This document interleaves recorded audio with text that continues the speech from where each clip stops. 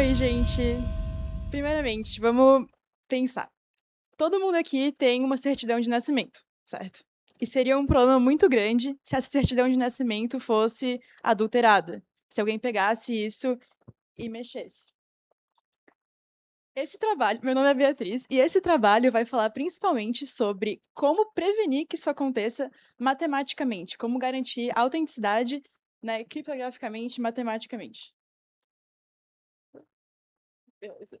Então, como a gente sabe, né, como o Zamonin falou hoje de manhã, inclusive, a gente está num processo aqui no Brasil de digitalizar os registros públicos. Então, o que antes era em livros físicos, agora vai passar a ser eletrônico.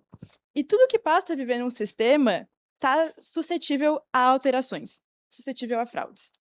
Então, frente a isso, eu trago 3 perguntas que esse trabalho vai ajudar a discutir e a responder. A primeira, como provar a autenticidade do documento de um jeito não custoso, né, porque a gente tem que se preocupar também com o custo financeiro e também custo de memória, custos de recursos. A segunda questão, como impedir a edição dos registros por dentro, né, então, tipo, a gente pode, garantir a autenticidade criptográfica de um documento, mas algum administrador interno ainda poderia pegar e alterá-lo, que ele não vai mais estar num livro, ele vai estar num sistema, num banco de dados. E a terceira é sobre e depois, quando o registro é alterado? Porque averbações podem acontecer, isso é algo que a gente tem que considerar e que é válido. Então, como que a gente pode distinguir uma correção legítima de uma possível fraude? Então, para isso, a solução desse trabalho foi dividir em 3 pedaços que atacam realmente cada uma dessas 3 perguntas, né. A gente vai trabalhar, então, com certificados de uso único, bancos imutáveis e um classificador para ajudar com essas questões. O primeiro passo desse trabalho, então, foi em relação à criptografia do documento, né. Hã, aqui na UFSC, no LabSec, a gente trabalha com PKI, que é uma criptografia de chaves públicas privadas, e isso é algo que, de fato, é legítimo e pode ser usado para assinar documentos e validar a integridade deles, o não repúdio, etc. Só que o problema com a criptografia tradicional é que ela exige a custódia das chaves privadas por tempo indeterminado até que elas estejam válidas, né, então a gente vai lá, cria um par de chaves, tem que guardar essa chave privada por anos. E também, é preciso ser feito publicações de CRLs, né, se essas chaves vazarem, a gente precisa ter uma lista de certificados revogados, que são esses certificados em que a gente não pode mais confiar. Então, a ideia para cá, para evitar esse custo de armazenamento, esse custo de operação, é usar uma tecnologia proposta pelo Mair, que está aqui, e o Zamorin também, é um paper com múltiplos autores, que fala de certificados de uso único. Ou seja, é uma ideia de criar um certificado que vai ser vinculado a um único documento que será assinado, e esse certificado, então, é válido só para esse documento. Com isso, a gente pode jogar fora a chave privada, o certificado vai continuar valendo, porque ele só vai ser usado para assinar aquele documento específico. Então, como que isso funciona? A gente teria uma averbação. Essa averbação, a gente calcula o hash dela como se fosse a identidade dela criptográfica, e a gente cria um certificado em cima desse hash, com essa averbação incluída no certificado. Com isso, a gente tem algo que pode ser usado e é válido para assinar esse documento específico. Depois a chave privada a gente pode jogar embora, não tem que se preocupar com listas de revogação, já que esse certificado vai ser de uso único para aquele documento. E a gente garante, então, criptograficamente, que o documento, né, depois ele vai ser íntegro, não se alterar, não vai bater a verificação e etc. Mas e agora, tudo bem, a gente tem então algo que, de fato, está certo, válido criptograficamente. Isso vai ficar num banco de dados. Mas o que hoje em dia, né, tipo, é feito num livro e tal, mas o que impede daí um administrador de ir lá nesse banco de dados, alterar os dados do ato e alterar também o certificado? Para isso, a proposta, né, dessa POC é usar um banco de dados imutável. Então, que bloqueia operações de update e de deleção e só funciona com inserções. Além disso, nesse banco, o que a gente pensou em fazer é uma cadeia, um hash encadeado desses documentos, né. hoje em dia está muito em alta a tecnologia de blockchain. Isso funciona de um jeito parecido com um ledger. Então, cada documento seguinte tem dentro dele o hash do documento anterior. Isso forma uma cadeia. E o que acontece é que se um documento no meio dessa cadeia for alterado, ela quebra todos os seguintes, né? Então a gente tem daí uma integridade de que se algo for alterado, é muito fácil de verificar e tudo o resto vai dar problema. Então a gente elimina daí também o problema de um administrador alterar essas informações. Mas é claro que a gente também tem que considerar casos de averbação, né? Isso é válido, pode acontecer, podem ter erros de digitação, podem ter mudanças de paternidade, por exemplo, né? Documentos, eles podem ser alterados legalmente também. E daí, com isso, para diminuir o risco de fraudes, né? Mais uma vez, tentar garantir a integridade nesse aspecto, o que a gente propõe é um mecanismo, um modelo de IA que verifica esses textos de averbação, né, tipo, eu vou corrigir o nome de Elisa para Roberto. Isso parece ser algo suspeito, é uma mudança longa. Se não tiver nenhum documento comprovando, se não tiver nenhum caso tribunal comprovando, né, tipo, sustentando essa mudança. Então, para essa terceira parte, é de fato ter um agente assim que esteja lá, e daí nesse caso eu dividi em 4 classes de risco, né, só para poder melhor classificar elas. Então, uma trivial seria como um erro de digitação, realmente. Procedural, algo que tem a ver com o processo. Substantiva legítima, averbações com uma padrão de escrita, assim, mais oficial mesmo, mais, tipo, requintado, assim. E a classe suspeita, que seria a que o nosso assistente de IA levantaria a mão e avisaria: "Opa, que talvez tenha alguma coisa errada". No fundo, a decisão de prosseguir com isso ou não, com essa verbação ou não, ela é ainda do operador. Mas isso aqui funciona como esse aviso, assim, uma flagzinha de tipo: "Opa, às vezes é bom dar uma olhada que isso aqui tá com cara estranha". Para esse modelo, eu tive 99,2% de acurácia no conjunto de testes, né, e um recall de 100% na classe suspeita, que é o mais importante pra gente. É melhor que a gente tenha um modelo que avise que é suspeito mesmo quando não seja de fato, do que deixe averbações suspeitas passarem, né. Só que esse dado, o dataset que eu usei, ele foi sintético. Eu não tem como conseguir dados de cartórios reais, né, então é claro que se fosse aplicado, deveria ser calculado de novo com dados reais, enfim, mas isso é muito legal também. Então, no final, a gente tem uma integração em todos esses passos conectados, né. A gente começa, então, com a avaliação da IA para averbações ou da submissão de um ato. Esse ato, ele vai ser registrado com um OTC, então esse lacre único dele, né, para provar que é realmente válido. Essa averbação, ela é vinculada ao ato e depois ele entra na nossa trilha de auditoria. E agora, isso funciona, será, na prática, né? Porque é muito legal propor as coisas, tem essa ideia de projeto, mas e na prática como que isso se comporta? Eu rodei alguns testes com alguns cenários, de benchmarks mesmo para ver como que essas coisas saíam.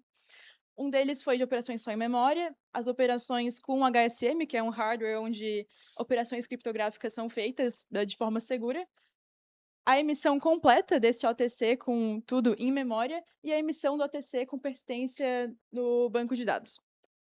E 2 partes importantes. A primeira, que é uma escolha importante, é definir qual seria o algoritmo de assinatura para o nosso certificado, né. Nos testes que eu fiz, o que teve o melhor desempenho foi o ED25519. Talvez seja bom, né, no futuro, para trabalhos futuros, considerar também um algoritmo pós-quântico, quem sabe, um algoritmo híbrido com essas mudanças. Mas esses tempos ali são muito bons.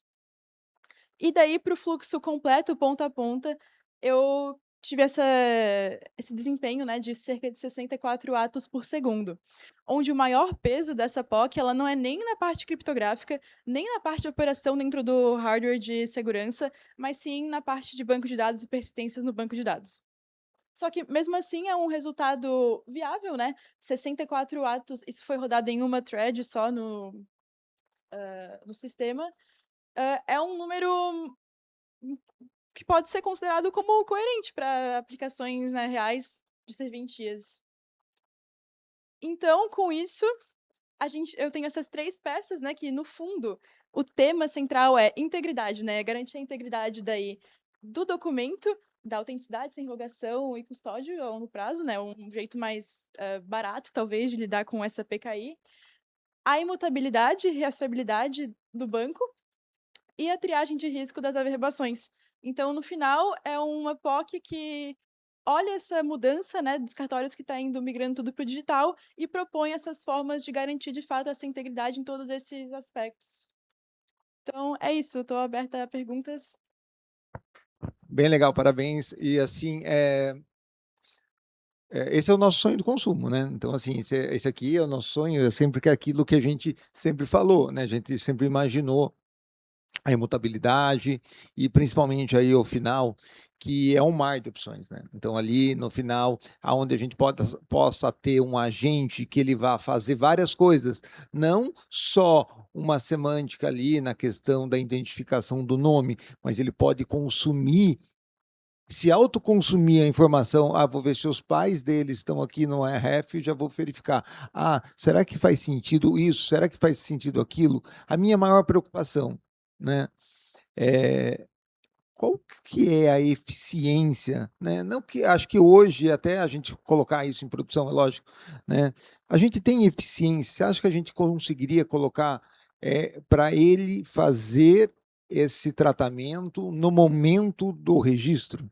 No momento que eu fizer um insert na tabela, sabe? Naquele momento que eu fizer um insert, uma alteração do registro, não importa, né? Mas aquele momento eu posso falar para o usuário, cara, para, ou eu vou ter que voltar depois se eu tiver um leque grande de processamento. Você acha que a gente está maduro nesse ponto?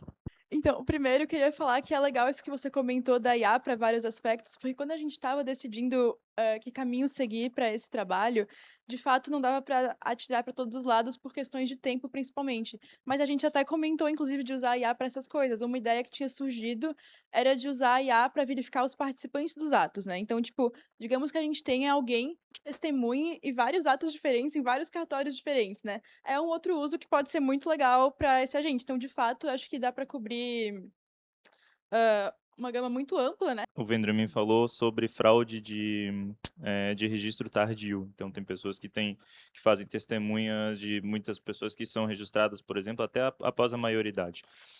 Reiterando sobre eficiência, então, eu tenho uma provocação no sentido de, será que a gente consegue fazer isso no Edge, com uma IA pequena? Isso é uma coisa que, dependendo da maturidade tecnológica, é uma coisa que dá para explorar. Eu acho que faz sentido a gente pensar nisso.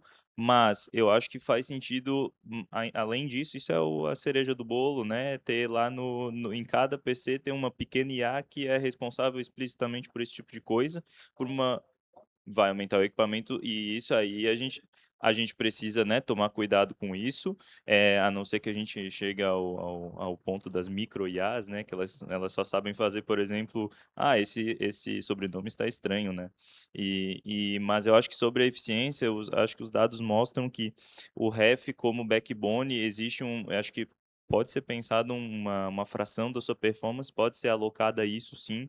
É claro que a nível nacional é bastante coisa, né? Mas já que a gente já tem os servidores de IA, a gente já tem as coisas rodando no operador, eu acho que faz sentido sim caminhar em relação a mensurar essa performance até integrando ao ref de verdade, porque não é um agente complexo, né? Então, digo, o que pode ser feito, eu acho que pode ser integrado aos fluxos de trabalho, sim, usando até as IAs que a gente já tem, inclusive, né? Utilizando sempre a inteligência, né? Os modelos orquestrados, né? Você toda vez você orquestrar para fazer várias coisas, né? Você usa a IA para tomar uma decisão melhor, para executar certas coisas de forma precisa, né? Porque acho que a eficiência está muito mais na classificação e das decisões, com isso eu gasto menos coisas, menos esforço. Mas parabéns, gostei bastante. Beatriz, primeiro, parabéns, né? Ficou muito legal também. Acho que também dá para publicar também, né? Então é importante. Eu sou professor, né? O professor tem que incentivar o aluno a, a escrever. Uma coisa que tu falou ali, falou de relance, mas aí uma cobrança, que eu vou fazer uma cobrança agora para o operador, né? Que é o tal do dataset, né? Então, o dataset nosso hoje é um dataset fake, né? Um inventado, né? E a gente gostaria muito de ter uma base de dados, né? De dados reais, anonimizado de alguma maneira, mas que a gente pudesse usar nas nossas pesquisas, né? E o operador nunca deixa a gente fazer isso. Eu já pedi um dataset para IA, que eu não sei se está pronto, né? E até hoje o operador não fez, não deixou nós fazer. E o operador podia dar uns dadinhos, alguns dados para a gente poder fazer pesquisa, né, operador, né? Eu acho que é super válido algumas coisas, né? O dataset a gente já está preparado, né? Mas aí a imagem, a gente teria que produzir esse dataset de informações. Eu acho. Então, para as outras, mas há outras a gente acho que pode fazer anonimizado e a gente produzir essas informações para que a gente tenha. Eu acho que com a construção do REF, acho que a gente teria que ter, para somar todos esses projetos, automatizar as validações das APIs, validar essa estrutura, né? Não só os dados, mas assim, não só as imagens, né, que é importante, mas os dados, né? Que aí as informações de produção acho que não vai rolar. Bom, obrigado, Beatriz.